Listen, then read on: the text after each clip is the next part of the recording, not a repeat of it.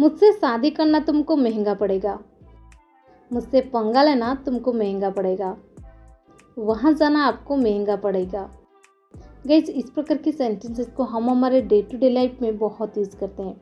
इस प्रकार की सेंटेंसेस को हम इंग्लिश में कैसे कहेंगे, जहाँ पर हम फ्रेज यूज़ करते हैं महंगा पड़ेगा या फिर महंगा पड़ना। चलिए सबसे पहले इसके इंग्लिश देख लेते हैं। इसे हम इंग्लिश में कहते हैं B a costly affair. B a costly affair. चलिए इसका कंप्लीट स्ट्रक्चर देख लेते हैं। पहले आपको यूज़ करना पड़ेगा it will be a costly affair. इसके बाद फॉर के बाद आपको यूज़ कर देनी है ऑब्जेक्ट केस। ऑब्जेक्ट केस के बाद आपको यूज़ कर देनी है टू के बाद वर्ब की फर्स्ट फॉर्म और लास्ट में अदर वर्ड्स। चलिए कुछ एग्जांपल्स लेते हैं ताकि आपको ये स्ट्रक्चर और भी अच्छे से क्लियर हो जाए। घर छोड़ना आपको महंगा पड़ेगा। It will be a costly affair for you to leave home. It will be a costly affair for you to leave home. वहाँ जाना आपको महंगा पड़ेगा। It will be a costly affair for you to go there. It will be a costly affair for you to go there.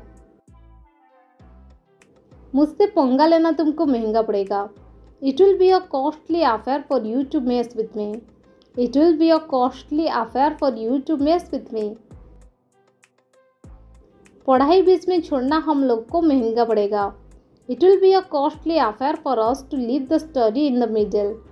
It will be a costly affair for us to leave the study in the middle.